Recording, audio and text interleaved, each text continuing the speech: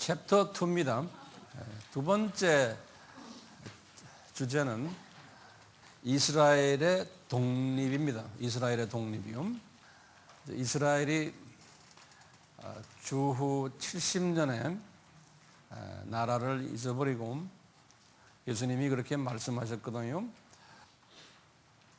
마태복음 23장 38절에 하신 말씀이 보라 이제 내 집이 황폐하게 되리라 이렇게 말씀하시고는 그리고는 예수님이 하신 말씀이 감람산에 올라가셔 가지고 마지막 때의 징조를 쭉 설명을 하세요.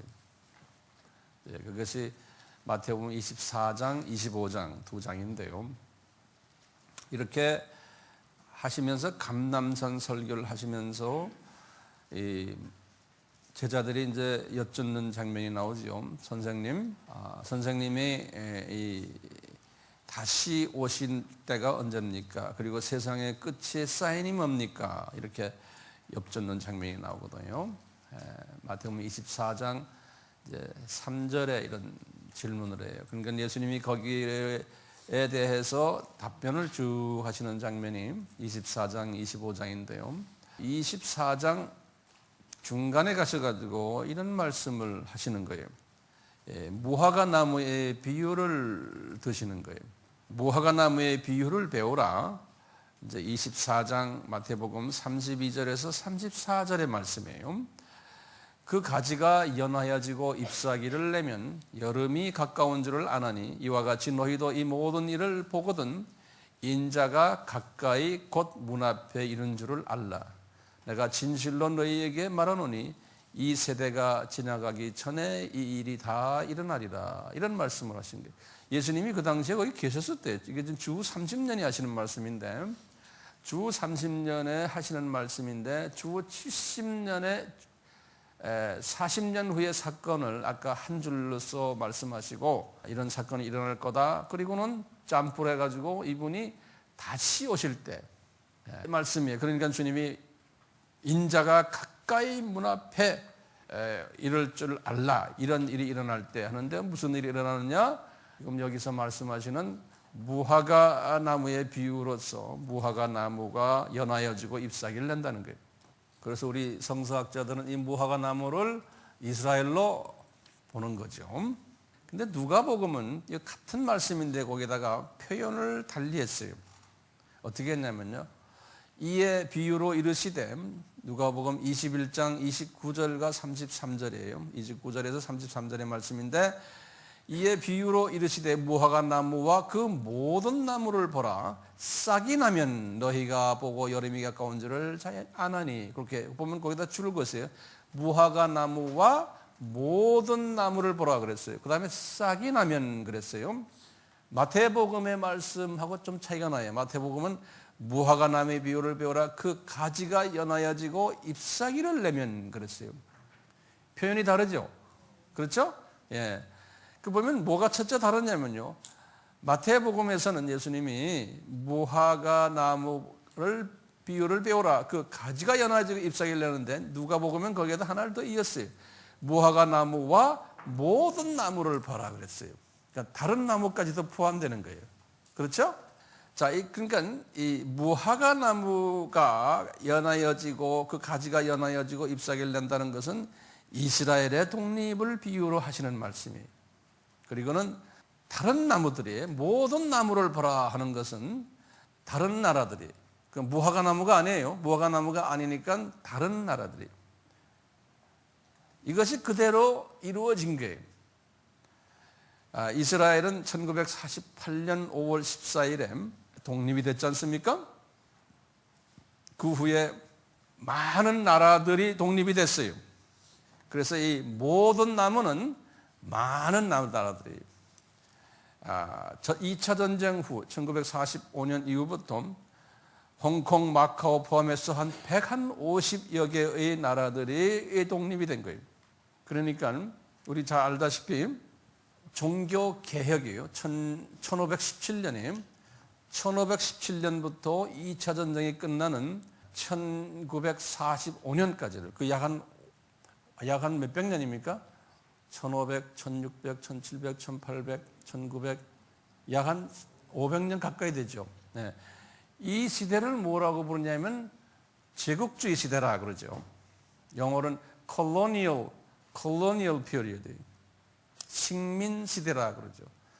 이 식민 시대라는 건 뭐냐면 소수의 파워 있는 나라가 한 7, 8개의 유럽 나라들이에요. 그 나라들이 뭐죠? 한번 같이 볼까요? 미국, 영국, 불란서, 독일, 심지어는 조그만 그 네덜란드, 또 벨기에도 있고요. 그 다음에 스페인, 포르투갈 이런 나라들이 항해술이 발달돼 가지고 이게 전 세계를 다니면서 통째로 전 세계를 다 먹어버렸어요. 자기네 통치 속에 집어넣었어요. 그래가지고 약 한 500년 가까이를 자기네 파워 속에 넣고 거기에 있는 자원들을 다 뺏어오고 그랬어요. 그래서 이 시대를 제국주의 시대다 그러는 거죠.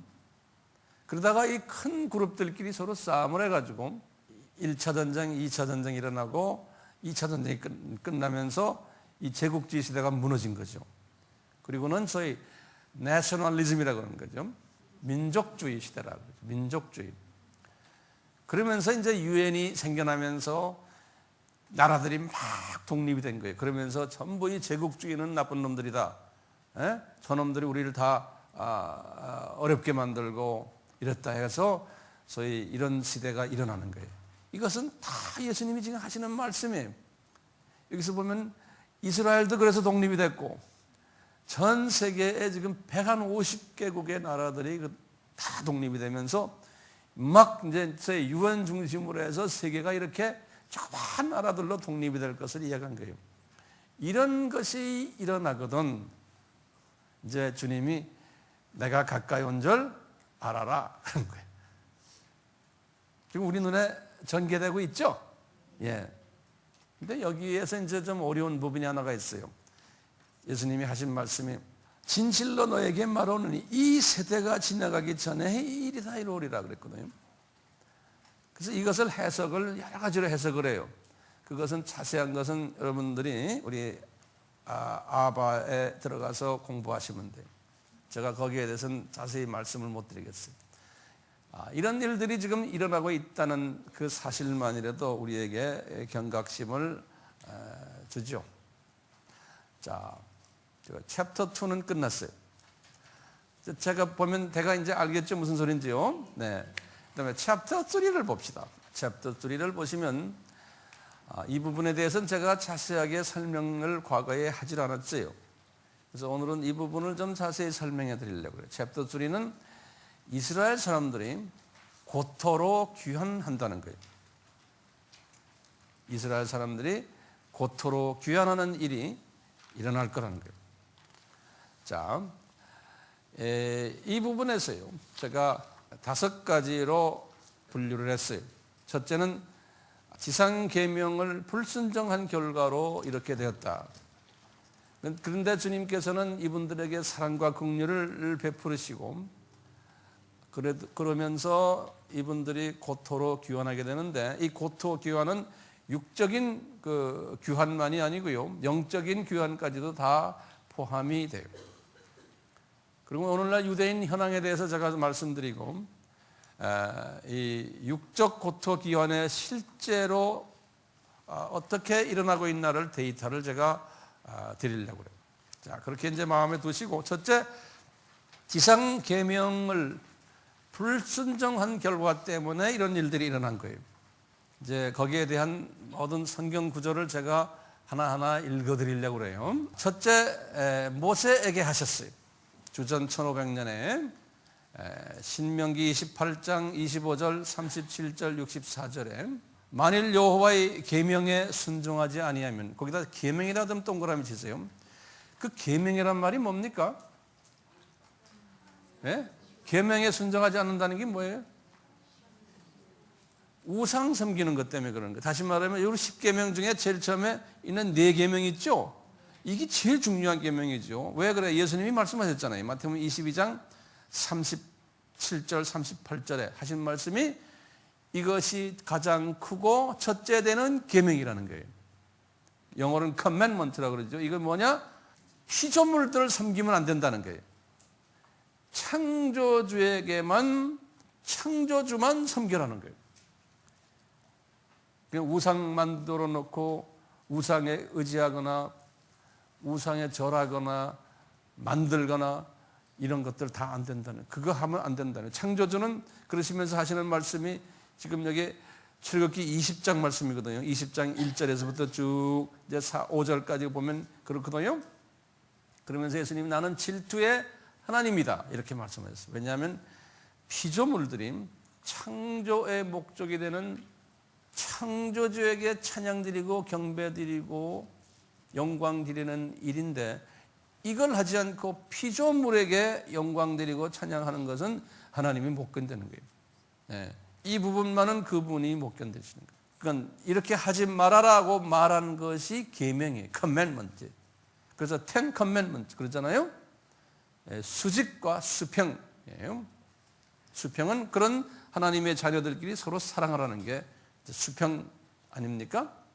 그런데 이분은 지금 수평보다도 수직에 굉장히 관심이 있는 거예요.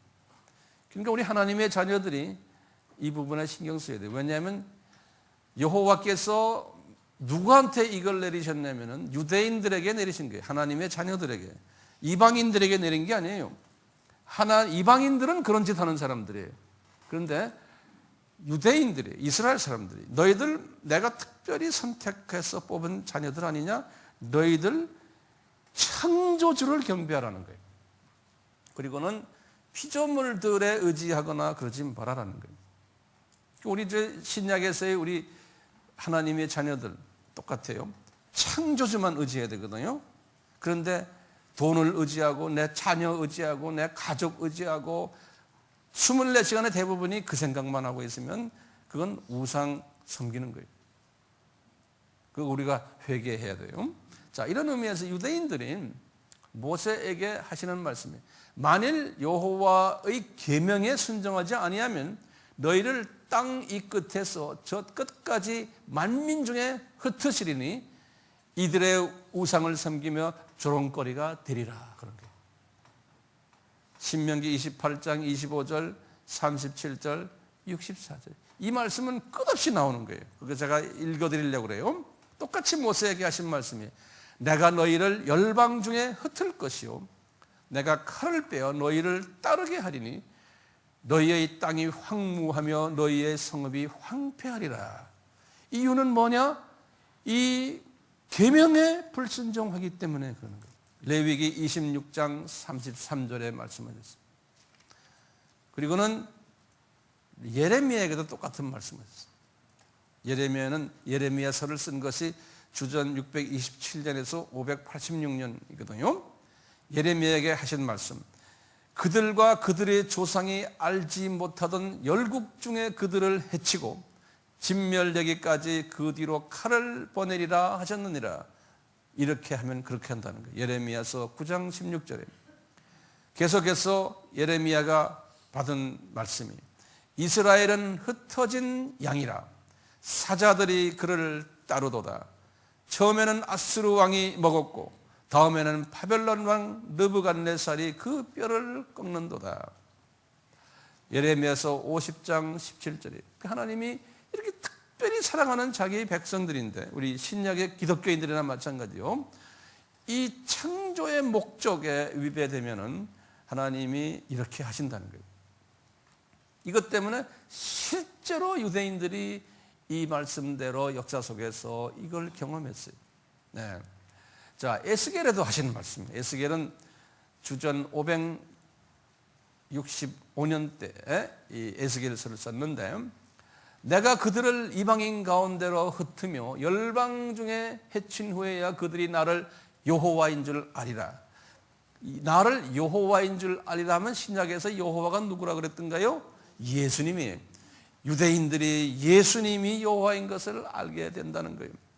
그러나 내가 그중 몇 사람을 남겨 칼과 기근과 온역을 벗어나게 하여 그들로 이르는 이방인 중에 자기 모든 가정한 일을 자백하게 하리니 그들이 나를 여호와인 줄 알리라. 여기 보면은 소수 유대인들이 이런 죄를 짓지 않는다고 예언을 하셨어요. 다수는 이런 짓을 한다는 거예요. 에스겔서 12장 15절에서 16절이, 계속해서 에스겔서 20장 23절에 내가 광야에서 그들에게 맹세하기를, 그게 이제 레위기 26장 33절에 아까 보신 거예요. 모세에게 하신 말씀이기도 해. 내가 그들을 이방인 중에 흩으며 열방 중에 해치리라 하였나니, 모세에게 하신 말씀을 그대로 하시겠다는 거예요. 똑같이 에스겔에게 하신 말씀이에요. 22장 15절에 내가 너희를 열국 중에 흩으며 각 나라에 해치고 너희 더러운 것을 내 가운데서 멸하리라. 이 더럽다는 건 뭡니까? 우상 섬기는 것을 항상 말하는 거예요. 하나님 외에 딴 거를 섬기는 것을 하나님이 볼 땐 더럽다 그런 거예요. 우리가 이 신약 기독교인들은요, 우리가 하나님 외에, 예수님 외에 우리가 딴 데 신경 많이 쓰는 사람은 하나님이, 예수님이 보실 때는 더럽다 그러는 거예요. 이분이 질투심을 느끼는 거예요. 여러분들 지금 토요일에 여기 앉아서 이렇게 앉아있는 이것만 해도 주님이 기뻐하시겠어요? 안 기뻐하세요? 바쁜 거 다 던져놓고 와서 우선으로 앉아있는 너희들은 먼저 그 나라와 그 일을 구하라. 그런데 우리는 꼭 먼저를 빼먹어요. 먼저를 빼먹는 크리스찬들은요, 주님께서 별로 사랑하지 않아요. 그 먼저를 하는 사람, 주님이 굉장히 사랑하세요. 저도 이것을 깨달았기 때문에 만사 제쳐놓고 이렇게 주님 일을 하잖아요. 네, 우선순위. 에스겔에게서 계속 말씀하세요. 그들을 행위대로 심판하여, 그들이란 건 지금 유대인들 이야기하는 거예요. 크리스천들, 하나님의 자녀들 이야기하는 거예요. 각국에 흩으며 열방에 해쳤더니 그들의 이른바 그 열국에서 내 거룩한 이름이 그들로 인하여 더러워졌나니 곧 사람들이 그들을 가리켜 이르기를 이들은 여호와의 백성이라도 여호와의 땅에서 떠난 자라 하였느니라. 크리스천인데도 세상 사람들이 볼 때도 저 사람들 별로 저주를 받은 사람들이란, 교회 나오고 열심히 신앙생활 하는데도 이방 사람들이 이스라엘 사람들을 그렇게 보듯이 신약의 우리 크리스천들도 이방 사람들이 우리를 볼 때 저 사람들은 복도 못 받은 사람들이구나 이렇게 보게 된다는 거예요. 왜 그렇게 보게 돼요? 이유가 뭐예요? 크리스천인데, 하나님의 자녀들인데 하나님 외에 딴 것을 섬기고 좋아하기 때문에 그러는 거예요. 느헤미야에게도 똑같이 말했어요. 느헤미야는 주전 400년 대 사람이거든요. 421년에서 400년 대인데요. 옛적에 주께서 주의 종 모세에게 명하여 가라사대, 그것이 레위기 26장 33절이에요. 너희가 범죄하면, 그때 이 범죄란 것이 이제 뭔지 알겠죠? 예? 그냥 뭐 나쁜 짓 했다는 이런 의미가 아니에요. 범죄는 뭐예요? 우상 섬기면이에요. 이거 잊지 마세요. 우상 섬기면 내가 너희를 열국 중에 흩을 것이요. 그 당시에 주전 400년 때도 계속해서 이 사람들이 이런 짓을 했어요. 느헤미야 1장 8절에 보시면, 자, 이런 가운데 하나님은 항상 유대인이, 이스라엘 사람들이 대부분이 이런 짓을 하지만 거기에 소수에게는 하나님께서 은혜를 베푸신다는 거예요. 전부 다를 하나님이 그렇게 만들어 되게 되면 하나님도 이게 소위 말을 우리가 그 뿌리까지 다 없애버리면 우리 하나님도 입장이 난처해지는 거예요. 그러니까 항상 소수를 남겨놓으세요. 그렇지 않은 사람을. 그래서 그 사람들을 통해서 하나님의 뜻을 이루어요. 오늘날도 마찬가지예요. 교회가 많고 크리스찬이 많지만 그 안에 대부분의 교회나 크리스찬들은 전 세계가 다 똑같아요. 돈 좋아하고 명예 좋아하고 뭐 이 세상 좋아하고 다 그렇게 가게 돼 있어요. 그런데 그 안에 소수는 주님이 은혜를 베풀어서 예수님만 사랑하고 이 세상 것을 별로 사랑하지 않게 만든다는 거예요. 보시면 요엘에게도 이렇게 말씀하세요. 요엘은 주전 830년대의 사람이에요.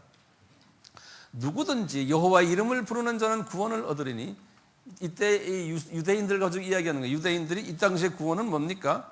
유대인들은 이미 다 하나님 앞에서 구원받은 선택받은 사람들 아닙니까? 예? 이런데도 주님께서 지금 하시는 말씀이에요. 이 구원이라는 것은 영원 구원을 이야기하는 게 아니잖아요. 이 구원이라는 것은 하나님의 백성인데 미움에서 은혜로 이쁜 크리스찬이 된다는 의미에서의 구원이에요. 여기서는요, 유대인들이 언제 구원받았어요? 출애굽이 언제 됐어요? 주전 약 500년 안에. 지금 여기 요엘은 주전 830년분이에요. 그러니까 요엘이 지금 말하는 이스라엘 사람들은 이미 애굽에서 나온 사람들이에요. 그렇죠? 그런 사람들에게 구원 이야기하는 것은 그 구원의 개념이 다른 거예요. 이는 나 여호와의 말대로 시온산과 예루살렘에서 피할 자가 있을 것이며 남은 자 중에, 그러니까 이제 예루살렘과 이 시온산에 이제 바벨론 이제 팀들이 들어가서 혼을 낼 것이고, 왜? 그 다음에 아수르 팀들이 들어가서 혼을 낼, 왜 그래요? 전부 이 창조 목적에 위배된 행동을 하기 때문에 이방인들을 불러다가 혼을 낸다는 거예요. 우리 크리스천들도 마찬가지예요. 주님이 특별히 쓰시려는 사람인데 이 사람이 자꾸 우상 섬기고 이 세상 좋아하고 이러면요, 자꾸 어려움을 하나님이 허락하세요, 그분에게. 근데 어려움을 허락하시면서도 주님이 사랑의 주님이기 때문에 꼭 그 안에서요, 특별한 하나님의 장중에 있는 사람들은 그 안에서 하나님이 남은 자들을 뽑아내가지고 그분들을 어려움 주면서도 그 안에서 주님이 은혜를 베푸시는 거예요. 그분들을. 그것을 이제 그것을 남은 자 신학이라고 그래요. 영어로는 remnant, 그 제가 써놨죠? R-E-M-N-A-N-T. remnant 그래요. 자, 이 remnant theology라고 그래요. remnant 신학이. 이사야에게도 똑같이 말했어요. 주전 739년에서 680년에 이사야서 1장 9절에 만군의 여호와께서 우리를 위하여 조금 남겨두지 않았다면 우리가 소돔 같고 고모라 같이 될 것이다. 그러니까 조금은 남겨뒀다는 거예요. 항상. 오늘날도 마찬가지. 그 다음에 이사야에게 똑같이 37장 31절에 보시면 유대 족속 중에 피하여 남은 자는 다시 아래로 뿌리를 받고 위로 열매를 맺히리니, 요 뿌리까지 뽑아놓으면 안 되잖아요. 항상 남은 자가 있다는 거예요. 그 다음에 똑같이 이사야에게 46장 3절에 야곱 집이요 이스라엘 집에 남은 모든 자여 나를 들을지어다. 배에서 나무로부터 내게 안겼고, 이게 배라는 건 우리 배 이 스토막이에요. 배에서 났다는 소리예요. 바다의 배가 아니에요. 태에서 나무로부터 내게 품기운 너희요. 요 말만 딱 들으면 어떻게 돼? 이게 요 남은 자들이 이것은 지잘나서가 아니고 이미 예정되었다는 거예요. 어머니 배에서부터 예정되니까 바울에게도 그랬고 이사야에게도 그렇고 예레미야에도 그렇고 너가 너를 어머니 태에 있기 전에 내가 조성했다. 이런 내가 너를 알았다. 이렇게 말씀하셨잖아요. 그러니까 지금 여러분들이 남은 자라면 이건 보통 은혜가 아니죠. 이건 이미 여러분들이 어머니의 태에 있기 전에 이미 남은 자로서 하나님이 이미 선택하셨다는 거예요. 그러니까 내 잘나서가 아니라는 거예요. 그러니까 남은 자라고 가정한다면 우리가요, 내가 선택받았기 때문에 그것 때문에 교만해지면 안 되는 거예요. 그것 때문에 큰 소리 치면 안 되는 거예요. 그렇죠? 잘난 체하면 안 되는 거예요. 그것 때문에 어떻게 해야 돼요? 매일 울어야 돼요. 나 같은 사람을 주님이 이렇게 만드셨어요. 그러니까 아이고 주님 이것이 이 은혜를 어떻게 합니까? 그리고는 주변에 그 은혜를 못 받은 사람들이 보이면 불쌍한 마음으로 보게 되고 사랑해주고 용서해주고 자비를 베푸고 이렇게 돼야 되는 거예요. 이것이 주님이 우리에게 기대하시는 거예요. 정죄하는 것보다. 만약에 이렇게 안 하면은 이분은 남은 자가 아니구나라고 거꾸로 해석할 수도 있죠. 남은 자는 그런 하트를 가지게끔 성령님이 인도하세요. 남은 자들은. 겸손해지고 자비가 넘치고 사랑이 넘치고 용서해주고 이런 마음으로 주님이 바꾸세요. 예레미야에게도 계속 말씀하셨어요. 예레미야는 주전 627년에서 586년의 분이에요.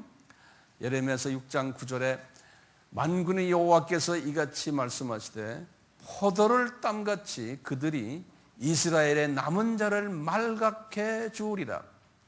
너는 포도 따는 자처럼 내 손을 광주리에 자주 눌리라. 예레미야서 23장 3절에는 또 계속해서 내가 내 양무리의 남은 자를 그 몰려갔던 모든 지방에서 모아 내어 다시 그 우리로 돌아오게 하리니 그들의 생육의 번성할 것입니다. 에스겔에도 계속 말씀해요. 에스겔은 주전 565년 분이에요. 그러나 너희가 열방에 흩어질 때에 내가 너희 중에서 칼을 피하여 이방 중에 남아있는 자가 있게 하리라. 에스겔서 6장 8절. 그러나 에스겔서 12장 6절입니다. 그러나 내가 그중 몇 사람을 남겨 칼과 기근과 온역을 벗어나게 하여 그들로 이르는 이방인 중에 자기의 모든 가증한 일을 자백하게 하리니, 가증한 그런 건 우상 섬기는 거예요. 그들이 나를 여호와인 줄 알리라. 이렇게 해서 계속해서 이 주님의 종들을 통해서 남은 자들을 준비해 주실 것을 우리에게 가르쳐 주고 있어요. 이 이론이 신약에도 그대로 적용이 되는 거예요. 이분들에게 사랑과 긍휼을 베푸시겠다는 거예요. 이사야에게 말씀하세요. 내가 잠시 너를 버렸으나 큰 긍휼로 너를 모을 것이요 산들은 떠나며 작은 산들은 옮길지라도 나의 인자는 내게서 떠나지 아니하며 화평케 하는 나의 언약은 옮기지 아니하리라. 너를 긍휼히 여기는 여호와의 말씀이다. 이사야서 54장 7절과 10절에 똑같이 사람들이 너를 일컬어 거룩한 백성이라 여호와의 구속하신 자라 하겠고 또 너를 일컬어 찾은 바 된 자요 버리지 아니한 성읍이라 하리라. 이사야서 62장 12절. 스가랴에게도 똑같이 말씀했어요. 이날에 그들의 하나님 여호와께서 그들을 자기 백성의 양떼같이 구원하시리니 그들이 멸관의 보석같이 여호와의 땅에 빛나리로다. 자, 남은 자에게 지상 계명을 순종하도록 하나님이 이끄신다는 거예요. 그 다음에 보시면 모세와 느헤미야에게 하신 말씀이에요. 만일 내게로 돌아와서 내 계명을 지켜 행하면 너희 쫓긴 자가 하늘 끝에 있을지라도 내가 거기서부터 모아 내 이름을 두려고 택한 곳에 돌아오게 하리라. 요 신명기 12장 5절 모세에게 말씀하셨고 또 30장 2절에서 4절 느헤미야에게 하신 1장 9절에 다시 말하면 이 구약 때의 이스라엘 역사 속에서요 요 남은 자들을 하나님이 모아가지고 자기네 땅으로 고토로 아까 우리 전 시간은 흩어진다 그랬잖아요. 흩은 사람들 중에서 그 남은 자들을 고토로 이렇게 데려온다는 거예요. 이 이론이 그대로 신약에 와서도 그대로 이루어지는 거예요. 신약에 와서 아까 주 70년에 흩으셨잖아요. 흩어놓고 때가 되면은 그 남은 자들이 그 때가 되면 그 흩어진 사람들 중에서의 남은 자들이 다시 고토로 오는 일들이 있다는 거예요. 오케이? 근데 그 고토로 오는 일들이 있는데 그럴 때 되면 예수님이 문 밖에 가까이 있구나라고도 보라는 거예요. 이런 일이 꼭 일어난다는 거예요. 그래서 이스라엘 사람들도 예수님의 초림 때도 요 고토로 돌아오는 일들이 7절기 때마다 있었죠. 예. 절기는 누굽니까? 예수님 아닙니까? 7절기의 주체는 예수님 아닙니까? 예수님을 만나러 그분들은 여호와를 만나러 온다고 왔지만 알고 보면 예수님을 만나러 고토에서 이방에서 고토로 오듯이 똑같이 재림 때도 흩어진 유대인들이 이제는 육적으로 이 고토로 온다는 거예요. 네. 그럴 때는 예수님의 재림이 가까워 왔구나를 보는 하나의 사인 중에 하나라는 거예요. 그 이사야에게 하신 말씀이 한번 보세요. 이사야서 10장 20절에서 22절에 그날에 이스라엘의 남은 자와 야곱 족속의 피난한 자들이 다시는 자기를 친자를 의뢰치 아니하고 이스라엘의 거룩한 자 여호와. 제가 해놨어요. 이제 이 그날에 할 때는 이 지금 이사야에서는 그날을 우리가 해석을 초림 때를 이야기할 수도 있고, 그 다음에 재림 때를 이야기할 수도 있어요. 그날에 할 때는요. 이제 해석에 이제 두 개를 다 잡으시면 될 것 같아요. 그래서 이스라엘의 거룩한 자 여호와, 이분은 예수님이죠. 이 예수님을 진실이 의뢰하리니, 그러니까 이제 메시아닉 주로 보시면 돼. 이제 마지막 때에 이스라엘 사람들을 보면요, 여호와라는 것은 예수님이거든요. 그 남은 자, 곧 야곱의 남은 자가 능하신 하나님께로 돌아올 것이라. 예수님께로 돌아온다는 거예요. 이 남은 자들이, 이스라엘 사람들이, 이스라엘이여 내 백성이 바다의 모래 같을지라도 남은 자만 돌아온다는 거예요. 이 말씀을 이사야에게 하셨는데, 주전 700년에 이 말씀을 나중에 바울이 고민한 거예요. 이런 고민했죠. 바울이 1차, 2차, 3차 여행을 하면서 복음을 전하는데 이방인들은 착착착 받아주는데 복음을, 이스라엘 사람들은 안 받아주는 거예요. 복음을 잘. 근데 소수의 이스라엘 사람들만 받는 거예요. 그래서 그것 때문에 바울이 고민한 거예요. 그래갖고 바울이 예수님께 소위 큰 질문을 던지는 게 로마서 9장 3절 4절 아닙니까? 이런 질문을 던지잖아요. 로마서에서요. 이분이 그런 게, 예수님, 로마서 1장에서부터 8장은 기가 막힌 예수님의 복음의 메시지인데 이 메시지를 탁 바꾸는 이분이 그런데 왜 내 민족은 이게 잘 안 됩니까? 그러면서 이분이, 나 생명책에서 이름이 지혜지더라도 내 민족을 좀 봐주십시오 하는 말이 로마서 9장 3절 4절에 나오는 말씀이거든요. 그러니까 예수님께서 이분에게, 바울아, 내가 왜 이렇게 하는지 아느냐? 내가 설명해 줄게. 그 설명이 9장, 10장, 11장이에요. 그 설명 중에 나오는 말이 이거예요. 바울아, 너 말이야, 내가 700년 전에 이사야에게 말한 거 기억나느냐? 이사야서 10장 20절에서 22절에 이걸 인용하는 거예요. 유대인이 바다의 모래같이 많더라도 내 백성이 거기에서 남은 자만 내가 특별히 불러서 쓴다는 거예요. 이런 말씀을 딱 하시는 거예요, 바울에게. 그러니까 바울이 그러면서 하시는 말씀이 11장 5절 6절에 보면 그런 게, 바울아, 네가 지금 유대인으로서 1세기 때 네가 남은 자라는 거예요. 네가. 그러면서 소수만 내가 들어서 쓸 때, 유대인 중에서도 소수만 나를, 여호와를 보고 예수다, 구속주다, 저분이라고 한다는 거예요. 많은 유대인들은 그대로 눈이 감긴다는 거예요. 이 이론이 그대로요, 신약의 우리 크리스찬들이 유대인들이에요. 영적인 유대인들이에요. 하나님의 자녀지만 그 자녀가 모래의 숫자만큼 많지만 거기에 소수만 주님께서 눈을 뜨게 해서 예수가 분명히 누군가를 알고 예수님 앞에 특별히 사용받는다는 거예요. 지 아무리 부흥회 많이 하고 지 아무리 뭐하고 해도요, 구름대같이 사람들이 예배를 드리고 죽은 자가 살아나고 이래도 할렐루야 하나님 하셨습니다. 그러고는 그 다음 날은 또 세상으로 가서 똑같이 돼버려요. 부흥회 수만 번 해보세요. 그 중에 소수만 예수님을 사랑하죠. 나머지 사람들은 또 옛날로 돌아가 버려요. 그래야 안 그래요? 그렇게 되게 돼 있는 거예요. 왜요? 성서에서 그걸 보여주는 게 우리에게. 그걸 보시라고 지금 우리 이런 세미나 하잖아요. 문제는 내가 도대체 누구냐 이거. 나는 어디에 속했니? 그건 각자가 알아서 생각하세요. 이 성서의 원리만 지금 우리가 서로 나누고 있네요. 그 다음 페이지를 보시면 이스라엘 사람들이 이제 육적으로요, 고토로 귀환하는 사건들이 여기저기서 지금 일어나고 있어요.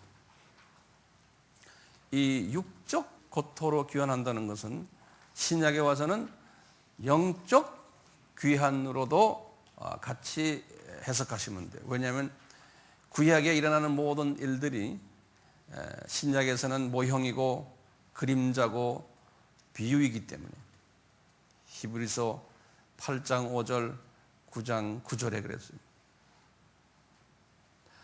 육적으로 이제 이 사람들이 귀환하는 예언들을 이사야에게, 예레미야에게, 에스겔에게 쭉 하셨어요. 그 말씀을 하시는데 특히요, 에스겔에게 하신 말씀을 좀 보세요. 18페이지에 너는 또 말하기를 주 여호와의 말씀에 내가 너희를 만민 가운데서 모으며 너희를 흩은 열방 가운데서 모아 이스라엘 땅을 너희에게 주리라. 그들이 가증한 것을 제하여 버리며, 가증한 것을 제한다는 것은 이분들은 이제 예수님만 섬기게 된다는 거예요. 그 속에 새 영을 주며 거기들. 이분들이 과거에는 헌영을 가지고 있었다는 말이랑 비슷한 말이죠. 그러니까 이 사람들이요, 이게 지금 이 예언들은 무슨 예언이냐면, 지금 1세기 때 크리스찬 되는 이야기와 그 다음에 말세 때의 유대인들이 메시아닉 주가 된다는 이야기와 다 연계가 되어 있는 거예요. 네. 그러니까 이분들은 새 영을 준다는 것은 성령님을 받는 거예요. 1세기 때 소수가 예수님을 만났죠. 예수님이 유대인인데도 유대인들 상대로 해서 내가 누구라고 말씀하셨지만 소수만 받듯이 그분들이 새 영을 홀리 스피릿에 받게 된다는 게, 그 속에 그랬죠. 그 속에 지금 에스겔서 11장 17절에서 20절에 그 속에 뉴 스피릿을 주며 부드러운 마음을 주며 나는 그들의 하나님이 되리라. 나는 여호와 예수님이. 이런 사람들이 나올 거라는 거예요. 1세기 때 나왔잖아요. 이제 에스겔서 지금 쭉 나중에 그 다음에 이제 36장을 보시면 그거는 마지막 때예요. 36장은. 에스겔서 36장 보세요. 아주 그 36장, 37장은 이 마지막 때의 이야기거든요. 36장 24절에서 31절 보시면 내가 너희를 열국 중에서 치어내고 열국 중에서 모아 데리고 고토에 들어가서 또 새 영을 너희 속에 두고 새 사람을, 새 마음을 너희에게 주되 또 내 신을 너희 속에 두어 너희로 내 율례를 행하게 하리니 내가 너희에게 준 땅에 너희가 거하며 내 백성이 되고 나는 너희의 하나님이 되리라. 이렇게 쭉 하시면서 에스겔서 이제 37장에 이제 거기 쭉 보시면 이제 계속해서 이 말들이 나와요. 이제 우리가 마른 뼈 기억나십니까? 마른 뼈가 누구를 이야기해요? 구원받지 않는, 그러니까 예수님을 모르는 이스라엘 사람들을 마른 뼈로 이야기했어요. 이게 에스겔서 37장은 구체적으로 이 종말 때 이야기예요. 37장, 38장입니다. 그래서 이 마른 뼈에 새 영을 받는다는 거예요. 그 말은 뭡니까? 이스라엘 사람들 중에서 예수님을 구세주로 아는 사람들, 메시아닉 주가 나온다는 이야기예요. 이제 이런 과정 속에서 에스겔에게 계속 이 사람들이 또는 이 사람들만이 아닌 또 다른 유대인 소수가 고토로 들어온다는 거예요. 이제 그런 이야기들이 거기 쭉 나와요. 자, 그 다음에 보세요. 그러면 이제 우리가 구체적으로 유대인의 현황을 좀 봅시다. 그 다음 페이지. 나중에 이제 메시아닉 주에 대해서는 자세하게 나오니까요. 그때 가서 보고요. 유대인 현황을 봅시다.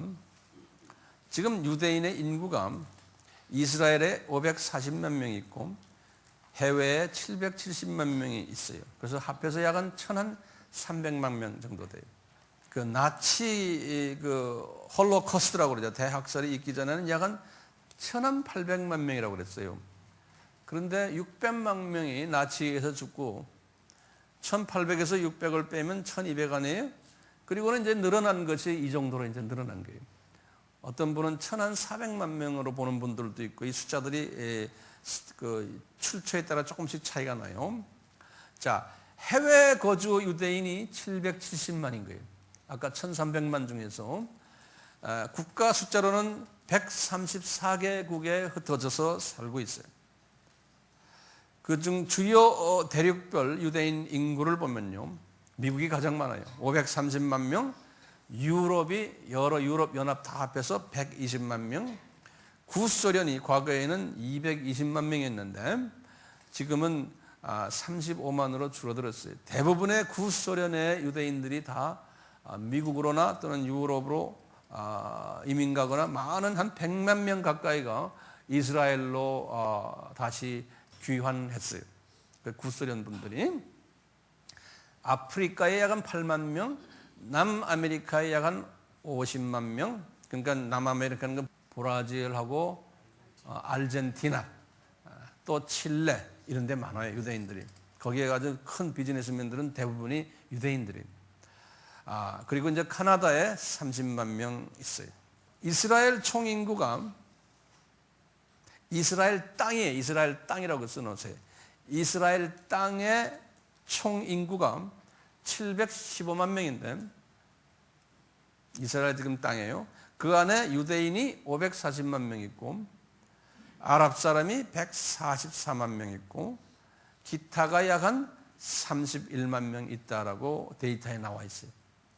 지금 이스라엘 땅에 있는 인구가 약 한 700만 명이라는 소리예요.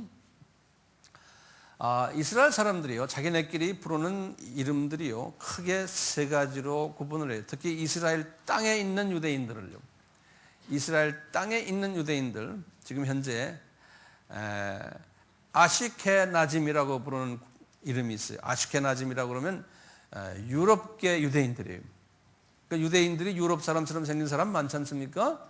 그러니까 많이 피를 섞은 거예요. 본래 유대인들은 색깔이 중동 사람들이니까 색깔이 까마잡잡하고 지금의 아랍 사람 비슷하게 생겼는데, 이 유럽의 다른 나라에 지금 주후 70년 이후부터 쭉 나가 살았기 때문에 피를 많이 섞었죠.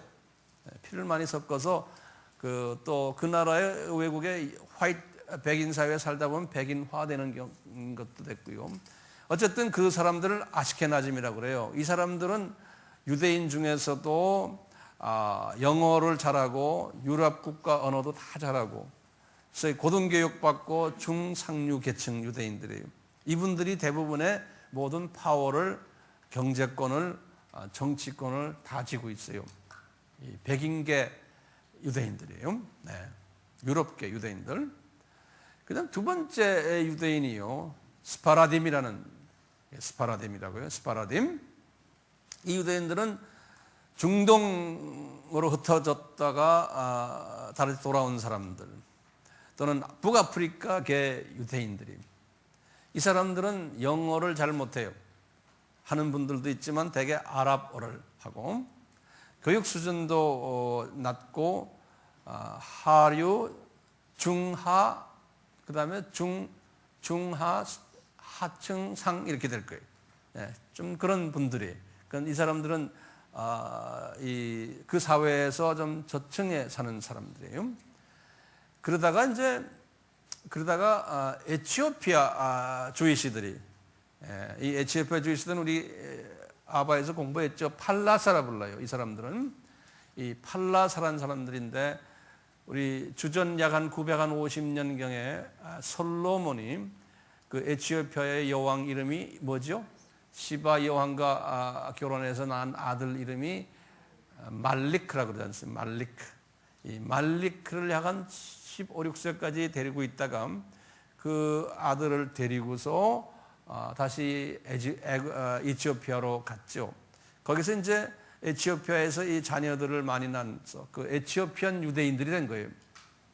그 유대인들을 팔라사라 이렇게 부르는 거예요. 그러니까 이 그룹들이 지금 이스라엘에 많이 와 있어요. 이 사람들은 교육 수준이 낮고 얼굴도 흑인이고 머리도 곱슬곱슬하고, 그래서 이분들이 지금도 이스라엘에서 그 하층 계급에서 뭐 청소일도 하고 식당 보이도 하고, 식당도 보이도 바깥에 나와서 웨이터 하는 게 아니고 뒷방 부엌에 들어가서 접시 닦기 하고, 뭐 이런 그 잡다한 그 밑바닥 일들을 이 팔라사들이 해요. 이 사람들이 왜 왔는지는 제가 나중에 설명을 해드리겠어요. 자, 그리고는 이렇게 이스라엘 사람들이 영적으로 고토에 귀환한다라고 아까 성경 말씀 속에서 계속해서 예언을 했죠. 예언을 했는데 이 말씀이 이 구약 때도 예수님 당시에도 왔지만 대부분 사람들이 그 당시에 왔다가 주후 70년을 통해서 다 흩어져 버렸거든요. 다시요. 흩어졌는데 이 다시 온다는 것은 이제 예수님의 재림 때 되면 이스라엘 사람들이 고토로 오게끔 이미 다 예언이 됐기 때문에 이 예언이 이루어져야 되는 거예요. 아까 우리가 다른 예언들도 있었잖아요. 이 고토 귀환이요. 근데 이 고토 귀환 이 사건이 아주 기가 막히게 지금 이루어지고 있는 거예요. 네. 그래서 이 고토 귀환하는 사건을 그 일을 뭐라고 부르냐면 거기 써놨죠. 알리야라고 부르는 거예요. 알리야. 요새 이 말은 점점 유명해지는 말이에요. 고유명사로서 알리야. 알리야가 일어난다. 그 말은 알리야라는 말은 올라간다는 소리예요. 예루살렘으로 올라간다는 소리. 이스라엘로요. 또는 본국 귀환이라. 본래는 올라간다는 뜻이 알리야예요. 히브리 말로요. 이 사건이요. 19세기 말부터 현재까지 일어나고 있는 거예요. 그래서 제가 그 데이터를 여러분들에게 이렇게 도표로 만들어줬어요. 1881년부터 1904년에 러시아와 루마니아, 예멘에서 약 3만 명이 돌아왔어요. 이제 그 시온 운동이라는 말 들었죠? 네. 이제 이렇게 하면서 이제 조금씩 돌아오기 시작하는 거예요. 러시아와 폴란드 쪽에서 3만 5천 명이 1905년에부터 14년. 1914년이 뭐죠? 1차 세계대전이 일어났을 때. 그러니까 유럽이 어려웠을 때예요. 이 당시만 해도 개신교에서는 선교사들을 많이 내보냈을 때예요. 이 당시에. 그러니까 이제 한쪽에서는 선교사들을 내보내서 우리나라의 선교사가 온 지가 언제죠? 1885년이죠. 여기 지금 1881년에 지금 일어났잖아요. 1882년이 뭡니까? 한미 수호 조약을 했을 때예요. 그래가지고는 우리나라에도 복음이 들어올 때가 요때. 이미 이쪽 동방에서는 이런 일들이 일어나고 서방에서는 또 서방 선교사들이 동방이나 또는 남쪽으로 내려가고 유대인들 하나님이 또 이제는 움직이기 시작합니다. 동시에 1차 전쟁 끝난 후 14년부터 1924년까지 10년 동안은 3만 5천 명이 러시아와 폴란드와 리투니아와 루마니아에서 이스라엘로 옮겨왔어요. 그 당시가 뭐냐면 벨푸어 선언이 있었어요. 영국이 이스라엘을 독립시키겠다는 계획을 한 선언이 그것을 벨푸어 선언이라고 그러거든요. 굉장히 유명한 이름이에요. 영국이 도와준 거예요. 이스라엘을 독립시키려고. 이미 이스라엘 사람들이 이제 시온 운동을 일으키고 있었고 다시 돌아온다는. 거기다가 이제 영국의 기독교인들이 이스라엘이 독립이 돼야 되고 이스라엘 사람들이 돌아가야 된다는 것을 영국의 기독교인들은 이미 성서를 통해서 다 알고 있었던 거예요. 그래서 이 일을 정부에다가 압력을 가한 거예요. 압력을 가하고 해서 이제 그렇게 일들이 일어나니까 이런 소식을 듣고는 러시아와 폴란드와 리투니아와 루마니아에 있는 유대인들이 본국으로 약 한 3만 5천 명이 갔어요. 그 후부터 시작을 해서 1924년부터 28년에 6만 2천 명이 또 간 거예요. 그래서 이제 가장 큰 그룹이 러시안 주라고 그래요. 그 다음에 폴리스 주라고 그래요. 폴란드와 러시아가 유대인들이 많았어요. 그래서 지금 미국이나 카나다나 이런 데 가도요, 러시안 주들하고 폴리시 주들, 그 출신들이 유대인 그룹에서 아주 큰 파워를 가진 유대인들이. 그 사람들이 지금 다 지고 있어. 전 세계를 지금 다 지고 있는 사람들인데 좀 있으면 자세하게 잠깐 말씀드릴 거예요. 그리고 1929년이 뭡니까? 세계 공황이 일어났을 때, 특히 이쪽 유럽과 미국 쪽에 경제 공황이 일어났을 때, 그때부터 10년 1939년까지 나치로부터 나온 사람들이 25만 명이 나왔어요. 이제 2차 전쟁이 언제 시작했어요? 1930 2차 전쟁 37년 안에 그렇죠? 그 나치로부터 도망 나온 사람들이 25만 명이, 뭐 600만 명이 죽었으니까. 그리고는 계속해서 1939년부터 47년까지 3만 4천 명이 나치에서 나오고요.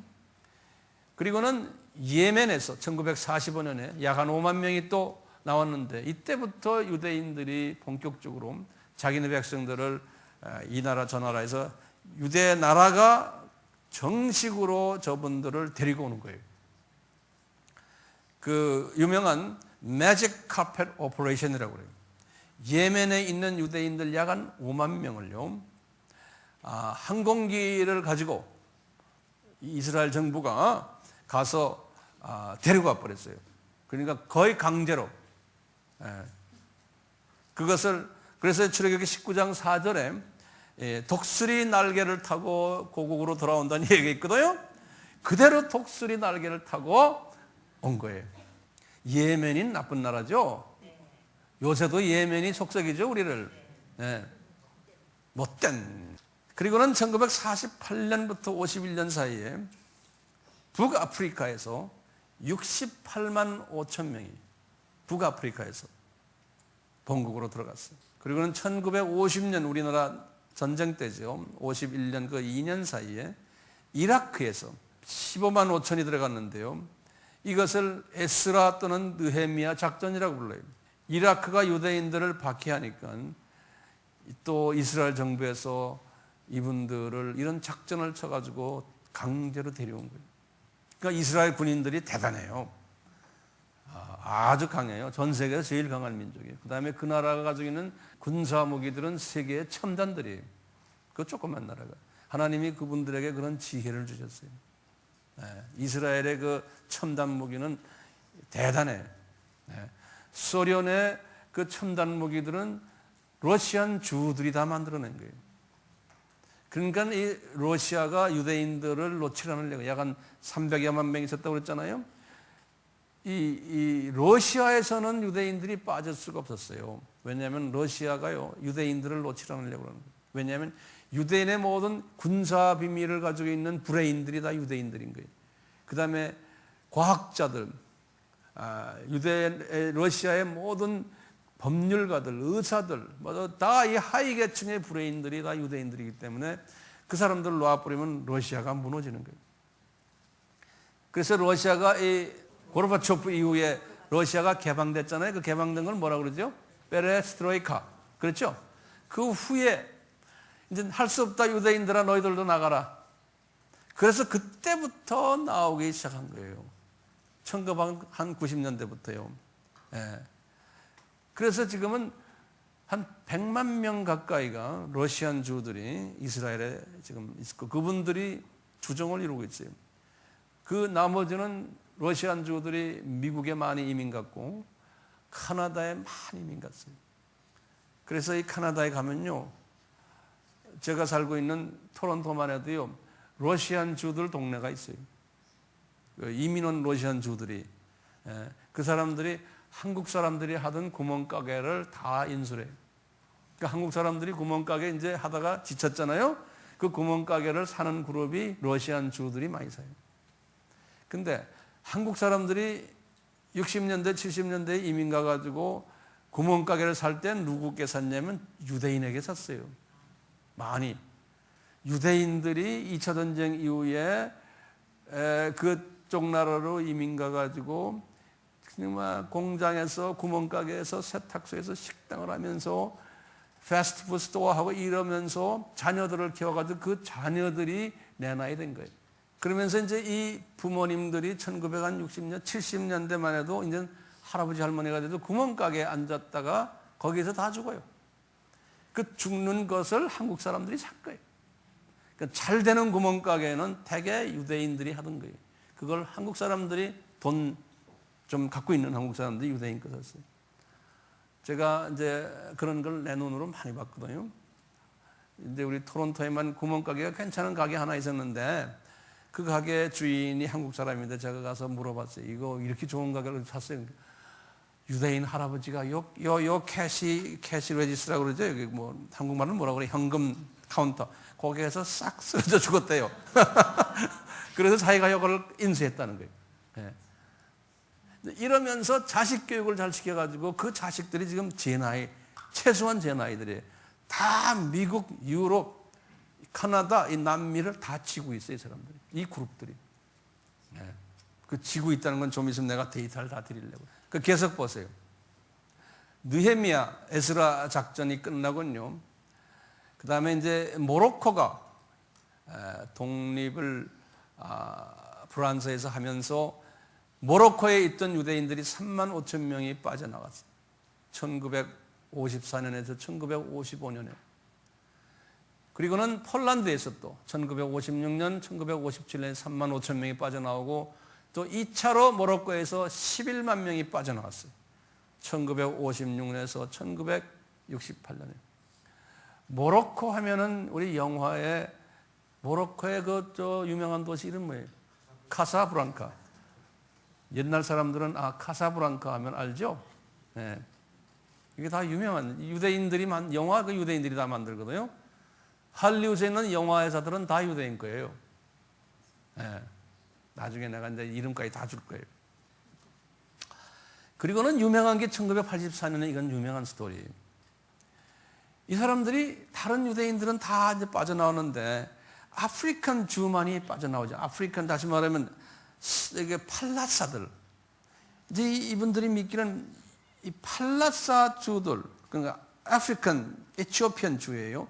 이 사람들도 나와야 된다라고 믿는 거예요.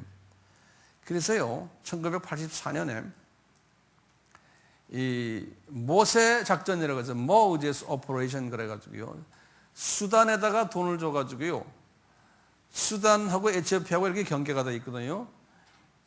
이 이스라엘 군인들이 공습을 해 들어가서 비행기로요, 그냥 비행기에다 강제로 실어가지고, 근데 보면 그 악솜이라는 도시가 있어요. 악솜이라고. 이 사람들이 살고 있는 도시, 에티오피아의 북쪽에 보면 우리 같은 평양 정도의 그런 북쪽인데, 거기 악솜이라고, AXOM, 악솜이라는 시티가 있어요.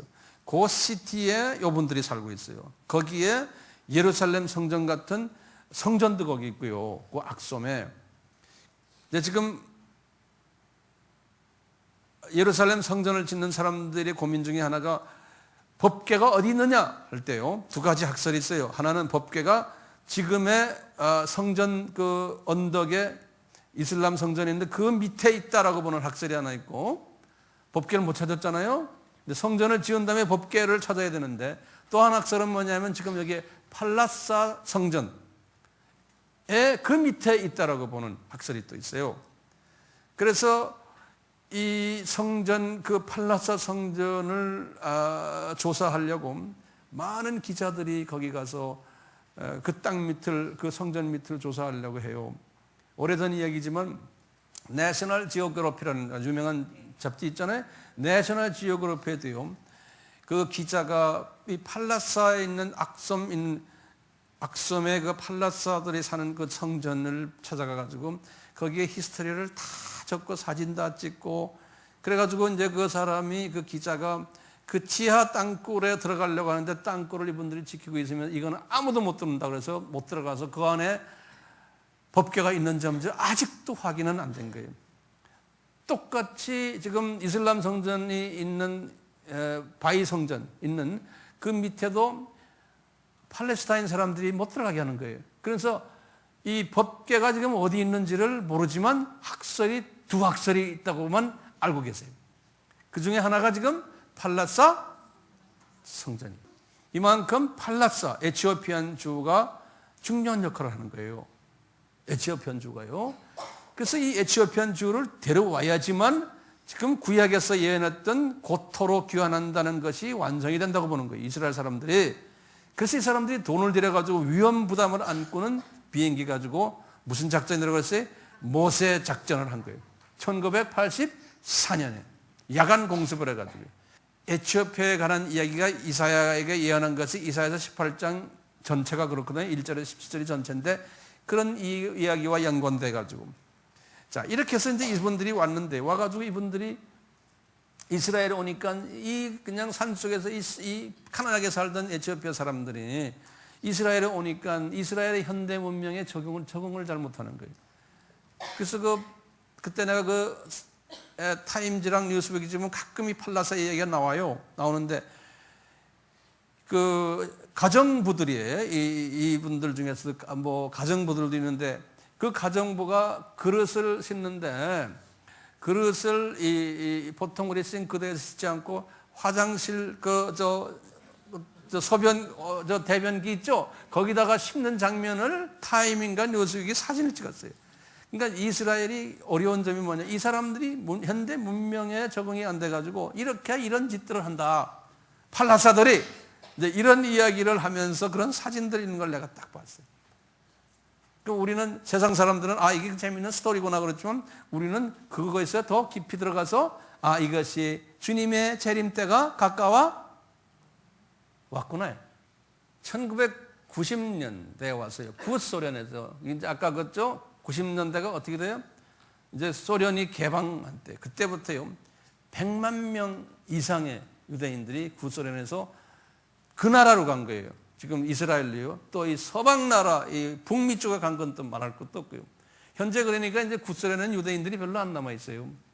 이 예레미야서 31장 8절에서 10절의 예언이 그대로 이루어지고 있어요. 그리고는 1991년이 에티오피아가요.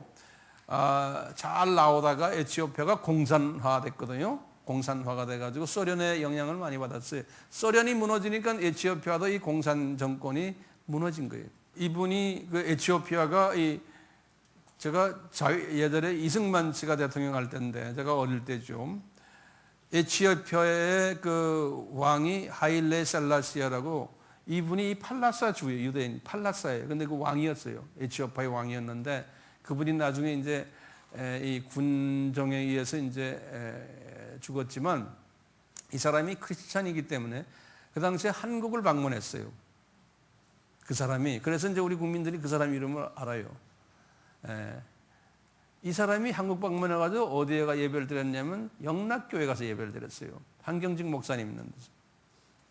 이런 그 역사적인 예도 있는데요. 그렇지만 이 사람이 1970년대 조금 돼서 군사정권에 의해서 이제 무너지고 공산화가 돼버린 거예요. 이 에티오피아가. 그러면서 상당히 고생 많이 하고 형편없는 나라가 돼버렸어요. 제가 에티오피아 가보면 말이 아닌 거예요. 그러다 또 주님께서 그 나라를 그 기근으로 때려가지고요. 이 나라가 지금 말이 아니거든요. 지금 약간 나아졌지만. 근데 그 안에 크리스찬들이 숨어져 있어요. 열심들이에요. 그 안에. 하나님이 그 나라를 특별히 쓰시는 나라거든요. 마지막 때예요. 지금 이렇게 지금 하나의 지금 마지막 때의 징조 중에 하나로서 주님이 이렇게 그 나라를 사용하듯이 91년에 요수아 오퍼레이션을 조시아 오퍼레이션 해가지고요. 에티오피아 정부에다 그때는 돈을 주고 이제는 군정이 끝났으니까 돈을 주고는 이분들을 또 불러냈어요. 그래서 도합 기록에 의하면 약 한 5만 명 정도가 이제 그동안 에티오피아에서 팔라사들이 나왔다. 이제는 몇천 명밖에 안 남았다고 보는 거예요. 그렇기 때문에 보시면 이 고토로 귀환하는 사건들이 이렇게 역사 속에서 특히 이제 19세기 말부터 시작해서 이제 20세기 들어오면서요. 이 일들이 지금 급속도로 이루어지고 있음을 우리가 보게 돼요. 이 말은 이 예수님의 예언의 말씀들이 이렇게 이루어지는구나라는 것을 또 우리가 알 수가 있어요. 우리가 지금 그런 세대에 살고 있는 거예요. 제가 챕터 2, 3를 끝냈는데 그리고 지금부터 한 10분 동안 좀 쉬시면서 이야기하시면서